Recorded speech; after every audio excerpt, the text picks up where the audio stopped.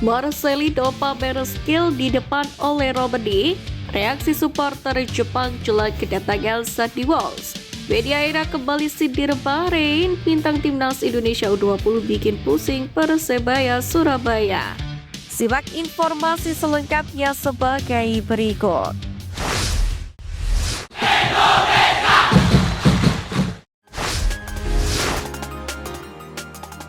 Media Irak kembali sindir Bahrain. Media Irak merasa bingung dengan permintaan Bahrain tidak ingin bertanda ke markas timnas Indonesia pada laga lanjutan kualifikasi Piala Dunia 2026 zona Asia beberapa waktu yang lalu. Bahkan menurut media Irak, Bahrain akan mengalami kerugian besar jika tidak merasakan tandang ke markas Indonesia. Karena menurut mereka, Indonesia adalah negara yang cukup ramah. Benar-benar lelucon, Bahrain tidak pantas mengunjungi Indonesia dan disambut oleh negara dan orang-orang yang begitu cantik. Kerugian bagi mereka. Tulis media Irak di akun media sosial X @IrakFootballPod. Sebagai informasi, hal ini bermula dari keputusan wasit yang memimpin laga Indonesia versus Bahrain yang merugikan Indonesia, sehingga menimbulkan ketegangan dan semakin memperburuk suasana yang akhirnya memunculkan serangan dari netizen Indonesia terhadap Bahrain di media sosial. Dalam hal ini, meski banyak tekanan yang datang dari berbagai pihak, namun FIFA pun akhirnya mengeluarkan pernyataan resmi yang menegaskan bahwa pertandingan leg kedua antara Indonesia dan Bahrain akan tetap digelar di Jakarta sesuai dengan jadwal yang telah ditentukan. Dengan keputusan ini, supporter Indonesia pun menantikan laga yang sangat penting itu dengan penuh antusiasme. Meski perasaan tegang masih menyelimuti mereka setelah peristiwa kontroversial yang terjadi pada leg pertama. Tentu saja pertandingan leg kedua ini pun akan menjadi ajang yang sangat dinantikan, tidak hanya karena faktor persaingan di lapangan, tapi juga karena situasi para pendukung.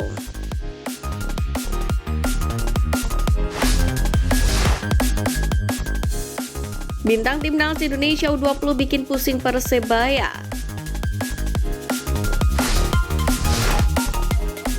Lagi-lagi, kepentingan timnas Indonesia dan kebutuhan klub akan pemain menimbulkan percikan-percikan hangat.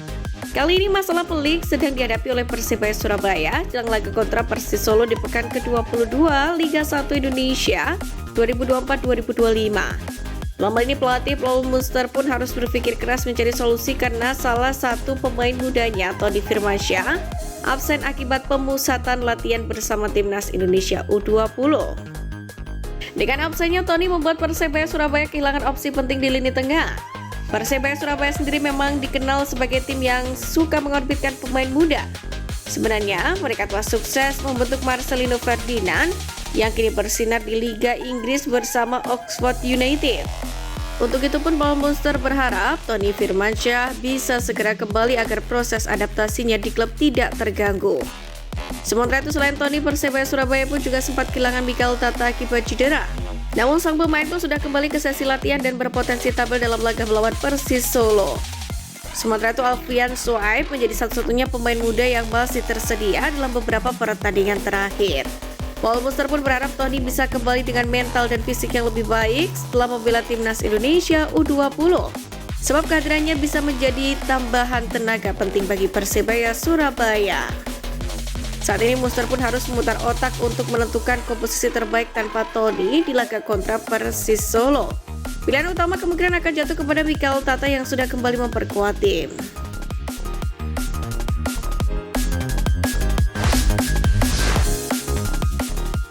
Reaksi supporter Jepang jelang kedatangan Sandy Walsh.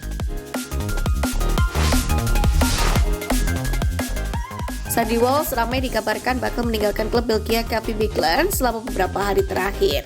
Seiring dengan masa baktinya yang akan segera habis pada 30 Juni mendatang di klubnya saat ini. Terkini media Belgia Gazette van Antwerpen mengabarkan pada Rabu lalu bahwasanya ada klub Asia yang tertarik kepada Walsh. Dalam ulasan ini disebutkan bahwa bursa transfer di Jepang masih dibuka hingga akhir Maret mendatang dan Walsh pun dengan lekas dikaitkan dengan klub-klub Jepang. Tadinya adalah Urawa Red. Kini Sandy Walsh justru dikabarkan bakal mendarat di Yokohama F. Marinos. Hal itu dibeberkan oleh jurnalis asal Belgia Jonas Vadeveer di media sosial X pada hari Kamis malam. Jonas sendiri juga mengklaim bahwa Sandy Walsh akan segera menyelesaikan kepindahannya pada hari Sabtu 8 Februari. Menanggapi pemberitaan ini, para supporter Jepang pun berbondong-bondong memberikan respon. Salah satunya @koh_ta25 yang berbicara tentang peningkatan jumlah pengikut di media sosial Yokohama nantinya. Sementara yang lain antusias mendengar kabar kedatangan Sandy Walsh. Sebagai informasi, pada musim 2024 lalu, Yokohama F. Marinos hanya bertengger di peringkat ke-9 klasemen J League One dengan catatan 52 poin. Dalam waktu dekat ini, Yokohama F. Marinos sendiri memiliki jadwal bertanding di AFC Champions League melawan Shanghai serta pada 12 Februari 2025 pada sore hari.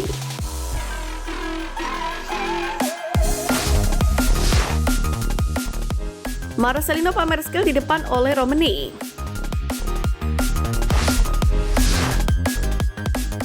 Marcelino Ferdinand, Ole Romeni, dan 4 pemain Oxford United lain baru saja mendapatkan challenge dari klubnya.